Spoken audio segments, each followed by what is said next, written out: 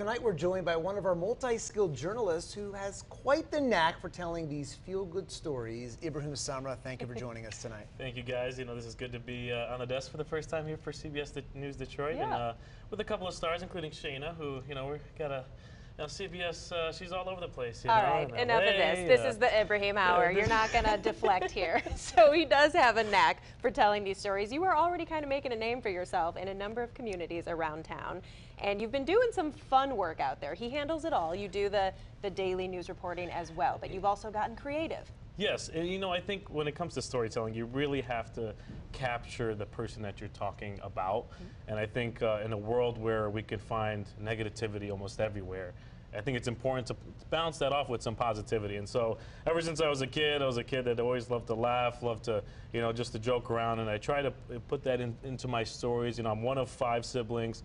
I have great parents who supported me along the way. So, you know, before coming here, you know, I was in South Bend, Indiana, and now I'm here in Detroit. And there is a lot of interesting characters, including one young man, a 6-year-old who you may have seen all over the internet, who spent $1,000 on Grubhub without letting his parents know. And in case you're wondering how it happened, well, take a look. It all began with some father and son bonding. We gotta teach kids not to do what you did. Father and son time, and he says, "Dad, can I use your phone to play my game?" And I said, "Yeah, go ahead, bud. You got 30 minutes. And for 6-year-old Mason of Chesterfield, My bed was right here, but it's not right here. that was all he needed to leave a dent in Daddy's wallet. They kept coming and coming and coming. Alert. There you go. Have a good night. After alert after alert. And the food is being delivered. It's being delivered. It's being delivered. It's being delivered. How are you? Good. It's CBS Detroit, not Grubhub, though. How you doing, little man? Good? You ready? Yeah. But for his dad, Keith, nothing could have prepared him for what he was about to find when Mason returned his phone. When I started putting 2 and 2 together, that's when I looked at my phone and saw that and ran upstairs to talk to Mason about it. About how he had just purchased $1,000. How much, Mason? $1,000. Of food from Grubhub. What did he tell you when you found out? He was like, oh my. He was like that. And despite the trouble Mason had just put himself in, I went into my old man lecture with him. all he could think about is this. He stopped me mid-lecture and said, Dad, Dad, Dad, Dad. I said, I'm having pizzas here. It's okay. That's how I felt the other night. He says, Dad, is the Happy's Pizza here yet? Oh my God. And that hadn't shown up yet. That's because the bank blocked the pizza purchase. I looked at my phone again and it said, Chase fraud alert, $439 of pizzas from Happy's Pizza. That was enough for 20 people. And in order to teach Mason a lesson, it was time to pay back every dollar he had spent. Let's see how much money you got now. By taking it out of his piggy bank. And when he watched his money coming out of the piggy bank, you could see the effect on him, understanding that's my money. And I said, well, it's not your money anymore. You stole it, so we have to repay what you took. And he understood. And the first thing that he said to me was, do I have to start all over now, Dad? I said, yes, you do, bud. But if you ask Mason, did you learn your lesson? Yes. What did you learn? They took my money away. They took your money away. And I still have 1 cent left. He's already on his way. There it is. How much money you have left in there? 1 cent. I got 1 cent. And that's all gone. It's not. Yeah, it's not all gone. You have 1 cent left, He right? always sees the brighter side, at least. That's a good start. In Chesterfield. See ya. I'm Ibrahim Samra. Can you say CBS Detroit? CBS Detroit. CBS News Detroit. You I know, love if the that optimism. yeah, I love it. And if that was my kid, I don't know if I would ground them or laugh. Sometimes I do both with mine. I think it's a combination. You could see it in the Yeah. dad's face. And I have a 6-year-old, so I know there's times she says things and does things. I laugh even though I'm rewarding bad behavior. We joke in our house, we reward bad behavior. So in this situation, what happened to all the food, by the way? Did you get some pizza? You know, it's so much. No, I did not get any food. Actually, so much food that it almost wants to make you unbutton your jacket. Thank God. Whew.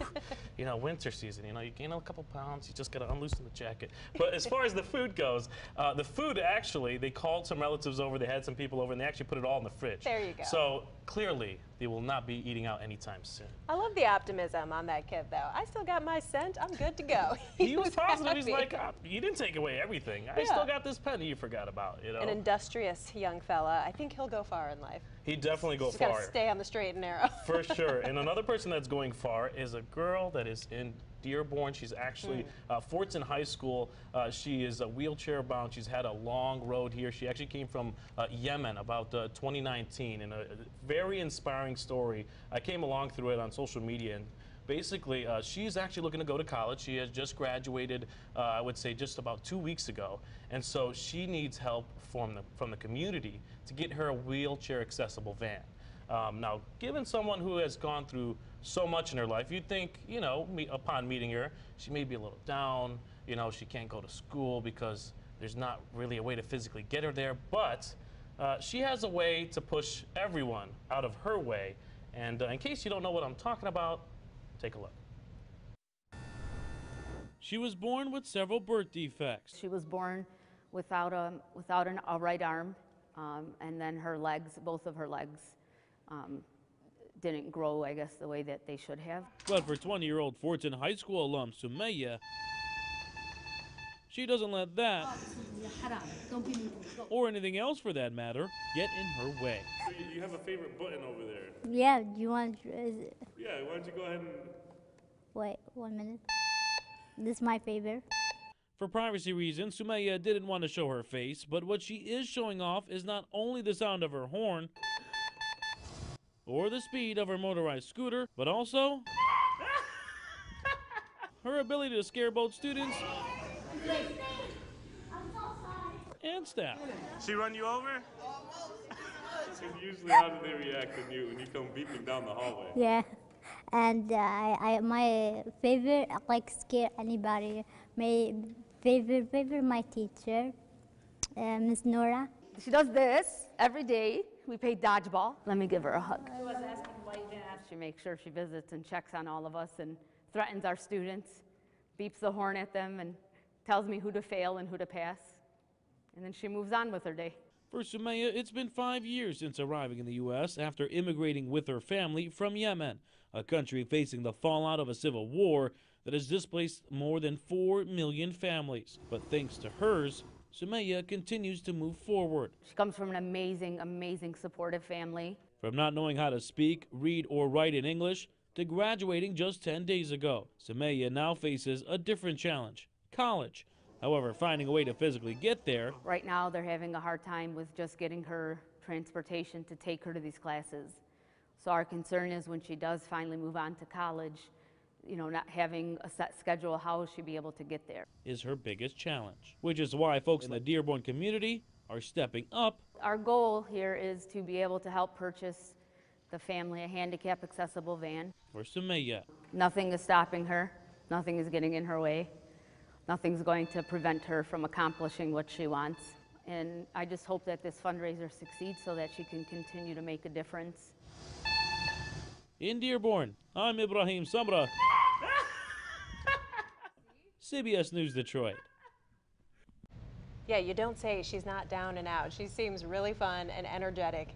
Great story. We're keeping track, though, of that help that she's hoping to receive, and you have an update. Yes, they have actually raised through a GoFundMe page over $20,000, and so it actually takes about $30,000 to get a used wheelchair accessible van, $70,000 for a new one. But the good news is everyone in that community is willing to help out. We have there's actually even local mechanics say, well, if you do buy a used one, we can actually take it to the mechanic. We'll fix it for free. And so it's been it was very interesting shooting that story. We even mounted like a phone to the wheelchair to see how fast. I mean, that is a very fast wheelchair. She took you out. She was flying. Yeah. She actually loves racing down the hallway, and she actually challenged me to a race. Now most people are like, why would you're running in the hallway, but that actually goes around like 20 miles an hour, and she smoked me down the hallway. So little secret about wheelchairs, they actually go much faster than you think. Sure. Does she and the family have confidence that she's going to be able to go to the next level and be able to get to college? Knowing her and the way she's been able to overcome. I mean, you're talking about someone who didn't know how to speak English, didn't know how to read, didn't know how to write, and in less than 5 years, she's been able to do all that. She's also looking to hopefully get her U.S. citizenship test. She wants to take that, and then hopefully, if they can secure this van, go on to college. And they've been really, really supportive. I mean, I even asked her, I asked her teacher just about her family. And she's like, well, she asked me, well, how come you didn't ask more about her family? You know, and I love my family, you know. And so she had said that she absolutely loves the support she got from her mom and her dad. And it's true, just by the donations, just how many people are really backing her and her mission to get to college. And hopefully, it comes true. And they're not there to that amount yet. So please, if you're watching, if you want to help, go to our website. I do believe we have a link to the GoFundMe, correct? Actually, we do. You can actually contact the teacher, Okay. who is Miss Noura. She's Sumayya's favorite teacher, as you heard in the story. And so you can contact her. You can go to our website, and you can have that contact information at the bottom of our story. We are all rooting for her to succeed and obviously get those funds, get the van, and be able to go to college and get a higher education.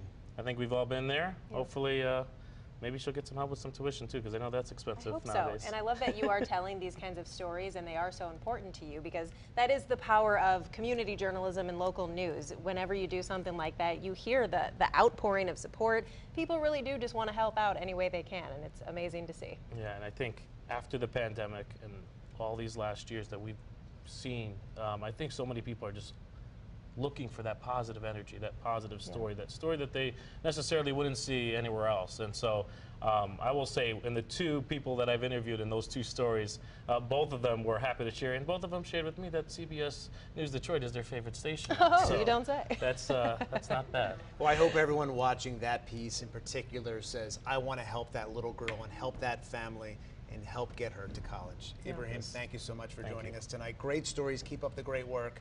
We love watching your stories. And for those of you in Wayne County, Ibrahim Samra is working around the clock in your neighborhood, telling stories that matter to you. Stay with us. We'll be right back tonight on CBS News Detroit at 7.